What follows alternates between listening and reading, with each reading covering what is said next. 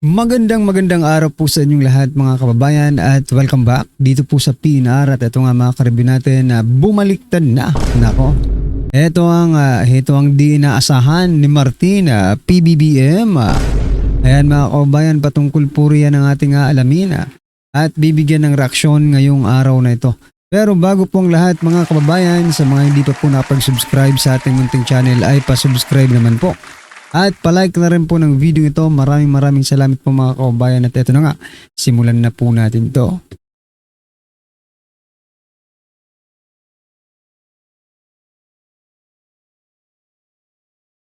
Yan mga kababayan, bago po natin muling play ang video ito, pasadahan po muna natin ang mga nagtitrending na balita dito sa mundo ng social media at unahin po natin to.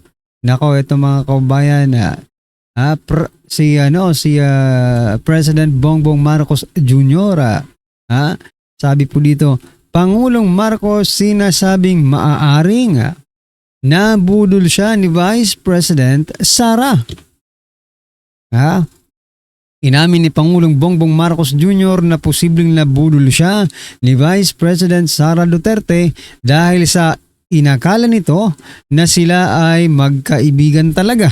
Ayan.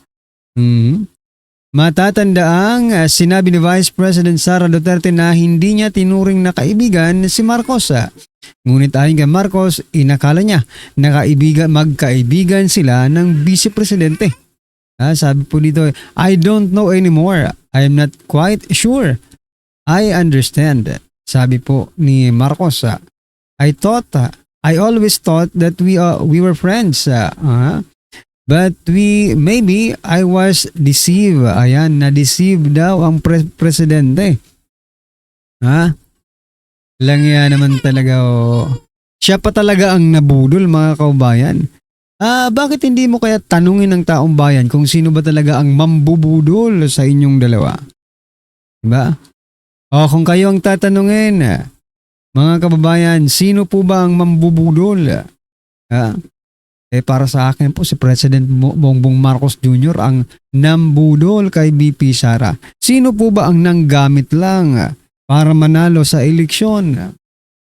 Sino po ba ang nanggamit para maipalibing ang kanilang, sa bagay, it is a pure decision of former President Duterte na ipalibing ang kanilang ama dyan sa libingan ng mga bayani. But in return, wala po silang utang na loob. O, diba? Sino po ngayon ang nabudol? Sino po ang nabudol ngayon? Kahit saan tingnan mo ang gulo no?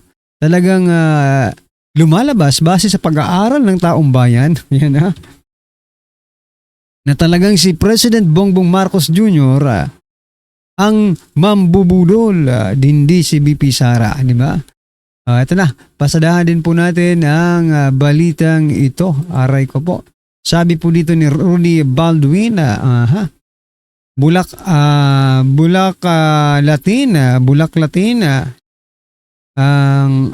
Latin daw ang confidential fund. Pero ang flood control na kurakot na almost trillion na wala. So alam nyo na sino ugat nasalot. Ayan. Paalala ni Rudy Baldwin kay Ombudsman Remulla na mas malaki ang kinurakot sa flood control. Ayan. Ayon kay Baldwin, dapat umanong ituon ni Remulla ang investigasyon sa mas malalaking issue ng katiwalian. Partikular na sa umano'y trilyong pesong anomalya sa flood control projects. Imbis na unahin ang pagbubusisi sa pondo ng pangalawang Pangulo. Yan talaga ang marching order, di ba? Biruin mo, kauupo lang, Pangulo, Vice President agad ang tinutukan ni Remulla. Duterte agad ang tututukan kasi pati formally, di ba? Anong ibig sabihin nito? Klarong-klaro na po ito. Gaya nga ng sabi mo dito, Rudy Baldwin, alam nyo na sino ugat na salot. Di ba? Kasi, tingnan mo sa administrasyong ito, may iniimbestigahan ba si Remulla? Naging vocal ba siya about sa corruption? Di ba? Hindi.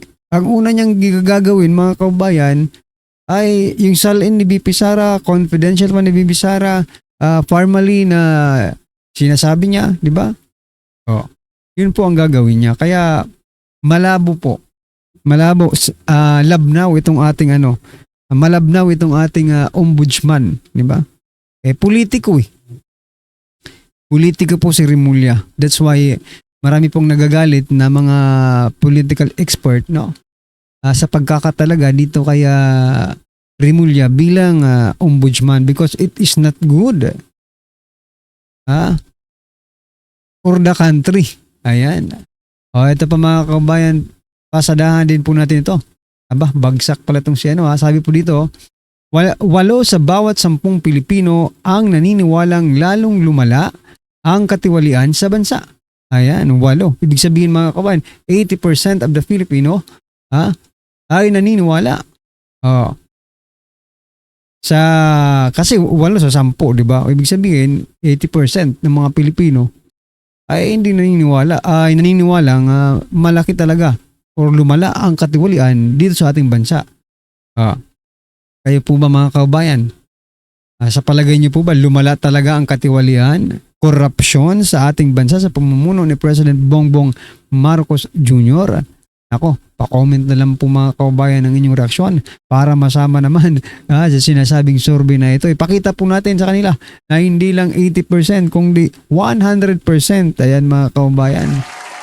Ito pa. Last po natin pag-uusapan. Grabe naman ito.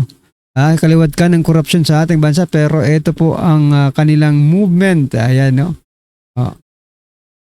Ito pong balita mga kabayan. Duterte panagutin. Duterte pa rin papanagutin. Duterte panagutin, Marcos singilin. Ayun. Sabi po dito sa balita mga kabayan, relatives of drug war victims and human rights advocates gather as they shout slogan during press conference. Yan mga kabayan. Duterte na naman po ang tinitira nila. Teka lang Itong mga nandito na mga taong ito, paki-background check nyo nga. Bakit ko nasabing paki-background check? Baka mamaya may katulad ni Aling Sheila diyan, 'di ba? Na nabayaran lang or hindi nabayaran or let's say hindi siya nabayaran but yung kaso niya ay nangyari naman sa administrasyon ni President Bongbong Marcos Jr., 'di ba?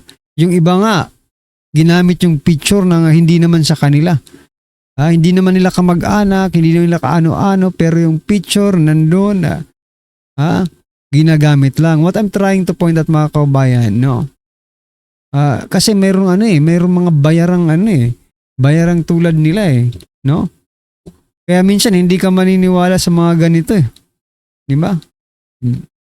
Lalo ang dami ng isang, papakita natin teka lang. I mean, nakakapagduda rin Bakit buong pamilya niya ba? Itong dalawang to, ang tatlo. Napakarami ng picture dyan, no? Napakarami ng lalaki, tatao na sinisigaw niya. Or nilagay niya sa placards na yan. Ma'am, relatives mo ba talaga lahat yan? Ang dami naman. Ngayon, sa dami niyan, sa dami ng relatives na nagurgur niya sa panahon ni former President Duterte, ngayon, magdududa ka pa ba kung anong klaseng pamilya meron kayo? Di ba? Anyway, ano pong inyong masasabi dyan mga kabayan? I-comment nyo na lang at eto, pasadahan na po natin ang video ito. Eto na po. Ito ang nakakagulat. Viral at trending sa mundo ng social media ang di umano'y balitang sa wakas lumiliwanag na ang lahat at unti-unti na nga mapaparusahan ang lahat ng mga taong nagkasala sa taong bayan.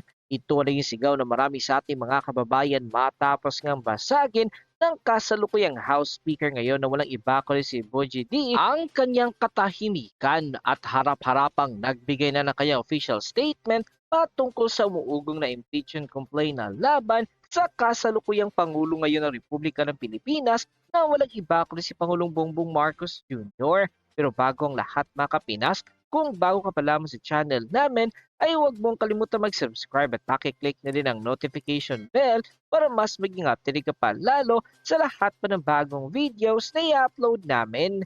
At yun na nga mga kapinas, matapos tamaan ng 7.4 magnitude na lindol, ang Davao Region ay inanunsyo ng Department of Agriculture Biyernes, October 10, 2025 na maaari muling mabili ang bigas sa halagang 20 pesos per kilo sa ilalim ng programang 20 Bigas Meron or Bongbong Marcos na nasa Davao Region pati sa mga taong naapektuhan ng magnitude 7.4 na lindol sa Davao Region.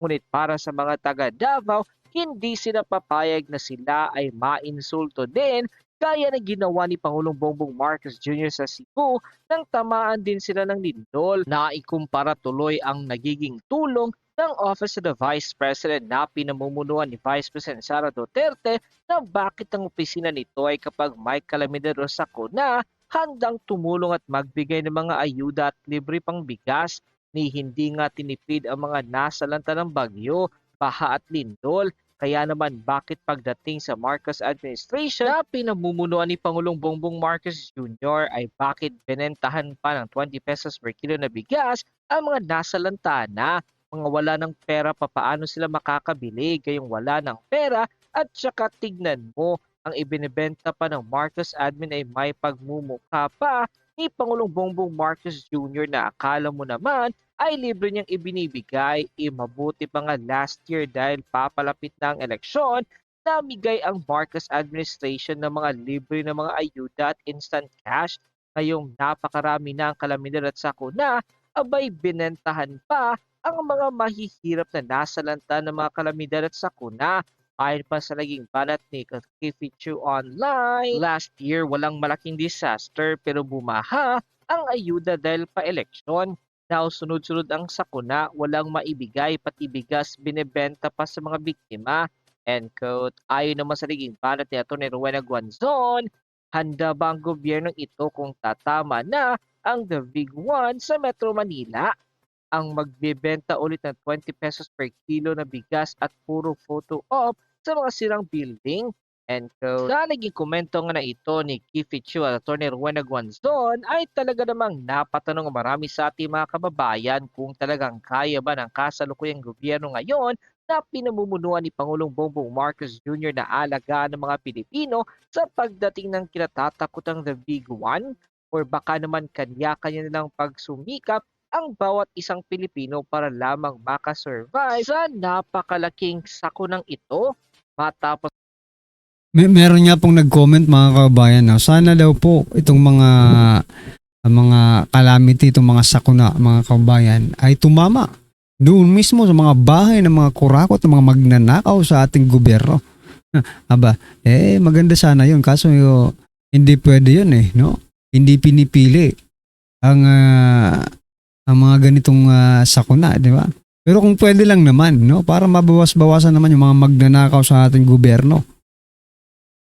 mas may nababas sa balitang ito ay yung naniyaga ng samot-sari komento at reaksyon mula sa marami sa ating mga kababayan at marami nga sa kanila ngayon ang hindi napigilan kanilang sarili na maglabas ng kanilang hininga at komento sa mundo ng social media. The netizens posted, Cebuano ako, tayo lang ang magtulungan, Cebuano at Mindanaon, tayo mga lokal lang ang magtutulungan at ang national puro kawatan, dasal na lang tayo sa mahal na Panginoon, God is always good.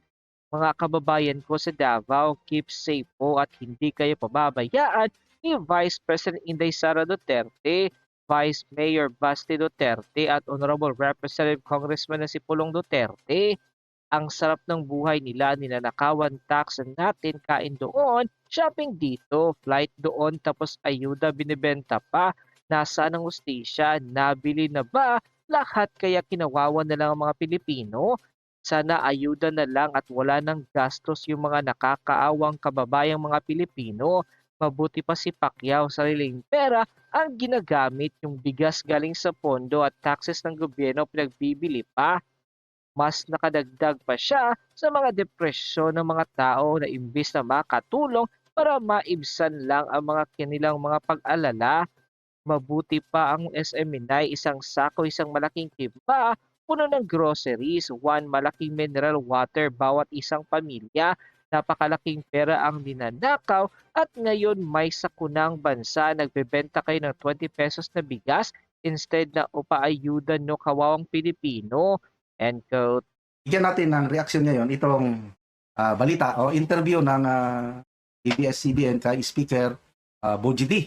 Tinanong tungkol sa impeachment case na isasampa ni Congressman Barsaga laban sa presidente. As early as now, sinabi, hindi yan priority. So, ginorgor ka agad. Wala na. Bakit ganyan naman? Kung si BP Sara, mabilis sila. Aksyonan. Kung kay presidente, hindi daw priority. Pakinggan natin ang interview. Ayun po, may nakita kaming post ni Congressman Barsaga na nag-file siya ng impeachment complaint versus the president. Nag-joke ba siya doon o totoo na nag-file po siya ng impeachment complaint? Wala pa naman kung pero marami tayong mga dapat natin kasuhin. Una, marami tayong mga problema sa ating bansa. Dapat muna natin mga solusyon. Yun po yung dahin ng ating mga farmers. Yan po yung kung natutuwa ngayon. Kasama ko nga po kahapon sa Senator Kiko. Doon po kami sa tanggapan ng DAR ni Secretary Conrad Estrella. Kasama po natin si Secretary Kiko Laurel. Ganoon din sila pong mga local government, yung ating mga governors, Governor Alvaro po, ang League of Municipalities natin po. At marami tayo pa pong kasama ron, at chairman po ng Agrarian Reform, at chairman ng Agriculture sa House of Representatives. Kasama po natin lahat na nag-usap kami sapagkat meron po kaming tinatalakay tungkol po sa dalawang EO na nakailangan gawing agad dahil po Then mga kabayan, sabi po kayo ni Bogie D, no? Marami daw silang problema at hinahanapan ng solusyon.